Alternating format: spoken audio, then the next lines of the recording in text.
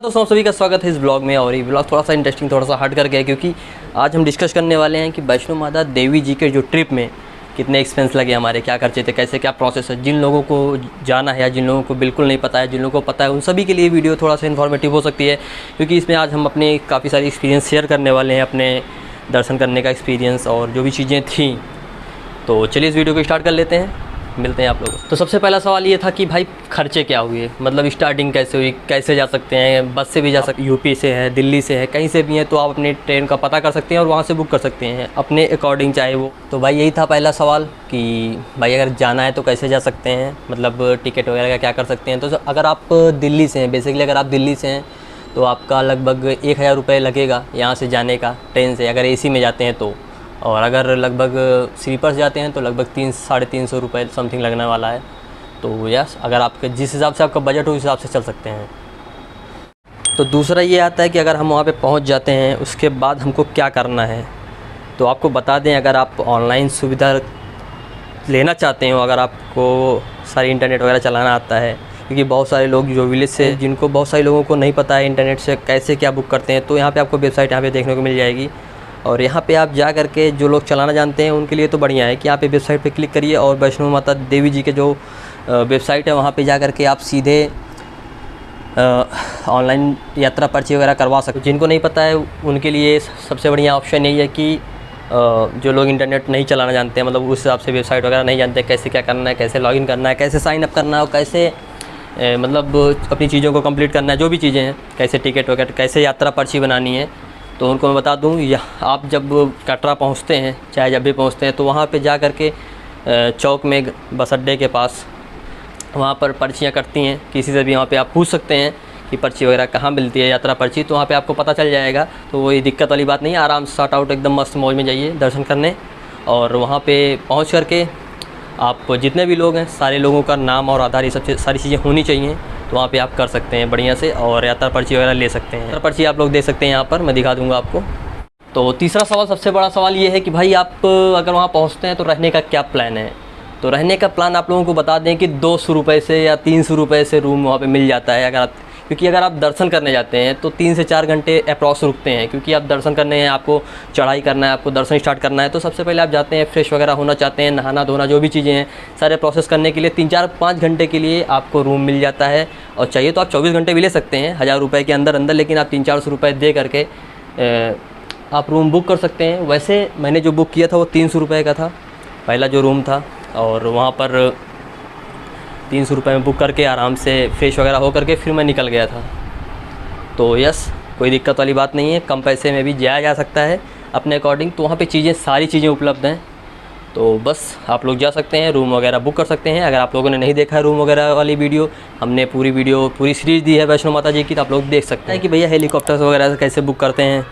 तो आप लोगों को वेबसाइट पे मिल जाएगा। यहाँ पे 3400 रुपये में शायद आप जा भी सकते हैं, आ भी सकते हैं, ऐसा कुछ है। दोनों राउंड का है, मुझे आइडिया नहीं, लेकिन एक साइड के शायद 1800 रुपये होता है टिकट का, जो कि आपको सीधे कटरा से सांझी छत तक जाया जाता है हेलीकॉप्टर से। मतलब सांझी कटरा से स्टार्ट होगी जर्नी और सांझी छत तक आपको छोड़ दिया जाएगा। फिर वहाँ से आपको पैदल चलना ही चलना है भाई दर्शन के लिए।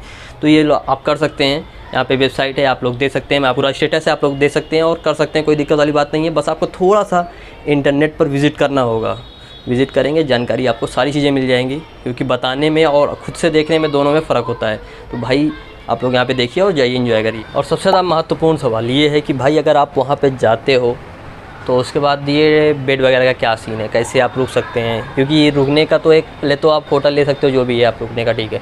लेकिन जब आप चढ़ाई करते हो, जब आप माता के भवन पे जाते हो या आप सांझी छत पे जाओ तो अर्धकुंवारी, और अगर आप वहाँ पहुँचते हो तो रुकने का क्या प्लान है।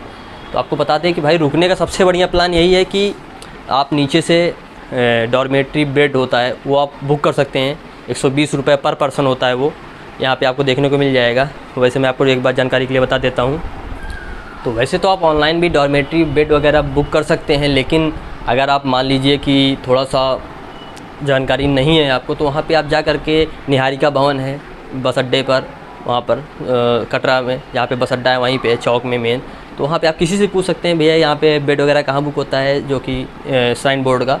तो निहारिका भवन है, तो वहाँ पे आप जा करके ऑनलाइन वहाँ पे ऑफ़लाइन बुक कर सकते हैं। और चौथा सबसे मेन सवाल ये है कि भाई अगर आप वहाँ पे जाते हो तो खाने पीने का क्या प्रोसेस है, कितना पैसा लगता है खाने पीने में। तो आपको बता दें भाई कि आप जिस तरीके से भी जाओ, चाहे आपके पास कम पैसे हों या ज़्यादा पैसे हों, जिस हिसाब से आप जाओगे उस हिसाब से आपको खाने को मिल जाएगा। जो श्राइन बोर्ड की तरफ से खाना मिलता है वो 40 रुपये से स्टार्ट होता है। 40 रुपये में आपको राजमा चावल और क्या कहते हैं इसको, कढ़ी चावल और दही और आपको खीर और हलवा, काफ़ी सारी चीज़ें, चाय आपको 7 रुपये में मिल जाती है। मतलब काफ़ी सारी चीज़ें जो आपको मतलब कम प्राइस में, इफेक्टिव प्राइस में मिल जाएंगी। तो आप लोग वहाँ पे विज़िट कर सकते हैं, आप लोग खा सकते हैं। हाँ, अगर आपके पास पैसा है तो आप अच्छे खासे होटल में बैठ करके खा सकते हैं, जिसका अच्छा खासा बिल बन सकता है। तो बस यही है सारी चीज़ें। और सबसे मोस्ट इफेक्टिव क्वेश्चन ये प्रॉब्लम है चलने में, तो क्या कर सकते हैं। तो भाई वहाँ पर काफ़ी सारी चीज़ें हैं। सबसे पहले तो आपको हेलीकॉप्टर के बारे में बता दिया मैंने। उसके बाद है दूसरा ऑप्शन जो अपने पास, वो है पिट्ठू वगैरह। तो पिट्ठू वगैरह भी कर सकते हैं। नीचे एक पालकी का होता है, तो जो पिट्ठू अर्धुकारी तक के लिए 700 रुपये पिट्ठू देना पड़ेगा। पिट्ठू मतलब जो सामान वगैरह आप ज़्यादा लिए हैं तो वो आपको लाद करके ऊपर लेके जाएगा, पूरा जो भी है सामान वगैरह आपके।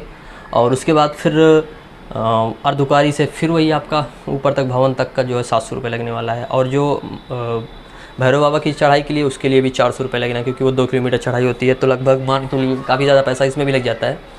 बाकी जो पालकी होती है वो तो शायद 2500 रुपये की होती है, जिसमें आपको शुरू से लेकर के भवन तक पहुंचाते हैं, दर्शन करवाते हैं बैठा करके, 4 5 6 लोग जो भी लेके जाते हैं। तो उसमें भी काफ़ी पैसा लग जाता है। तो आप लोग ये भी कर सकते हैं अगर आप नहीं चल पा रहे हैं, आपको प्रॉब्लम हो रही है।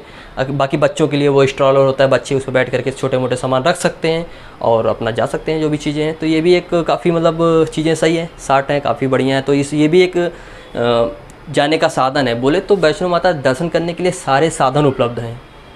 भाई कुछ सवालों में एक सवाल ये भी है कि अगर मान लीजिए हम भवन पे पहुंच जाते हैं, दर्शन वगैरह कर लेते हैं और रुक भी लेते हैं, सब कुछ बढ़िया है, तो बाबा के दर्शन के लिए रोपवे आप इस्तेमाल कर सकते हैं। तो सीधा डायरेक्ट उड़ते हुए आराम से बढ़िया से बाबा जी के दर्शन कर सकते हैं, वो भी 100 रुपये में मात्र। तो जितने भी पर्सन हैं सबके सब 100 रुपये लगेंगे, चाहे वो छोटे बच्चे हों। और यहाँ 5 साल के नीचे भी लगते हैं, ऐसा नहीं है कोई सीन।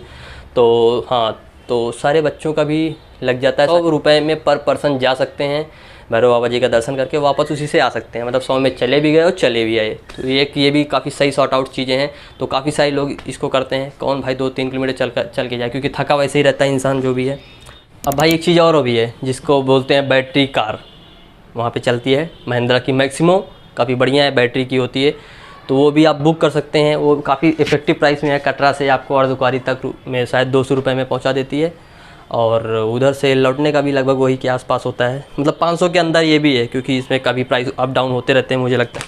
वैसे बेसिकली जो ये सीनियर सिटीज़न के लिए होता है, लेकिन सारे लोग यूज़ कर सकते हैं। वैसे 5 साल के बच्चों के लिए ये फ्री होता है, अगर उसके नीचे के हैं तो बैटरी कार भी यूज़ कर सकते हैं। आप लोगों ने देखा होगा काफ़ी सारे वीडियो में, या हमारे वीडियो में भी काफ़ी सारी बात दिखी होंगी वो बैटरी कार कैसे होती है, आप लोग देख सकते हैं। भाई one of the most question एक ये भी था कि भाई अगर मान लीजिए ठंड लगती है तो क्या करेंगे। लगती है तो वहाँ पे आपको कंबल की व्यवस्था मिल जाती है। कंबल आपको सिक्योरिटी के लिए 500 रुपये पर कंबल जमा करना पड़ता है, 500 रुपये। और सुबह शाम को लीजिए आप, और सुबह कंबल वापस करके पैसे अपने ले सकते हैं। तो हाँ भाई, कंबल भी आप यूज़ कर सकते हैं, क्योंकि वहाँ के मौसम का कुछ पता नहीं होता है, कभी धूप कभी छाँव।